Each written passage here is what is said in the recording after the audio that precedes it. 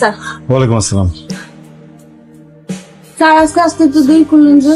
আরে এটা বলিস না, আব্বার একটু বেরিয়েছিলাম, কাজ ছিল। আর আমি তো মনে হয় 1 তারিখ থেকে চাকরিটা জয়েন করতেছি, সব কাজ টাজ গুছাই ফেলতেছি, পরে যদি সময় না পাই। আপনি চাকরি করলে তো আমার পড়াইতে পারবেন না। পরে তো মনে হয় পারবো না। তাহলে আমার পড়াইবো কে? পাগল নাকি? সারা জীবনকে আমি পড়াবো? অন্য স্যার পড়াবে। বইটা বাইর কর। বাহ, তোর কাছে আমার সুন্দর দেখাইতেছে। 1 মিনিট স্যার।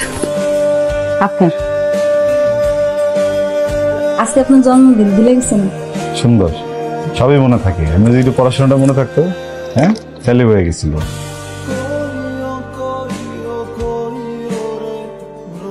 বাবা চলে যাচ্ছ? আসসালামু আলাইকুম খালাম্মা।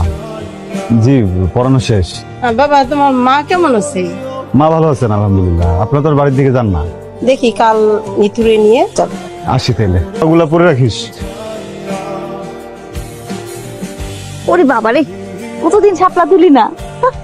স্যার আপনি আবার এখানে নিয়ে আসছেন কেন? তোরে বলছিলাম না, পরীক্ষার রেজাল্ট ভালো করলে তোরে নিয়ে ঘুরতে যাবো সুন্দর একটা জায়গায়। এটা আপনার কাছে সুন্দর জায়গা?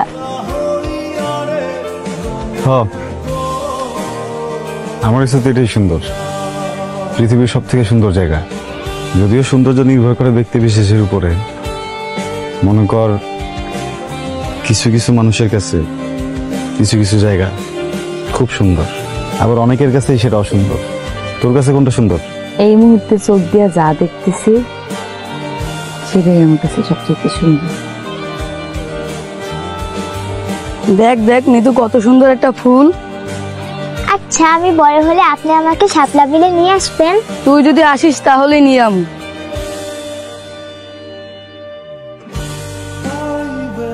মাশাআল্লাহ। এবার কিন্তু এই মেয়েটাকে পছন্দ না করে মুগ্ধের উপায় নাই। বাহ, কত সুন্দর দেখতে। ভাইয়া, ভাবে কিন্তু দেখতে অনেক সুন্দর। আমি কি বিয়ে করছি এখনো? হ্যাঁ বাবা, একটা কথা বলি। এই মুহূর্তে বিয়ে শাদীর কথাটা না বললে হয় না? বাবা, মেয়েটা কিন্তু খুব সুন্দর। ভাইয়া ছবিটা দেখ।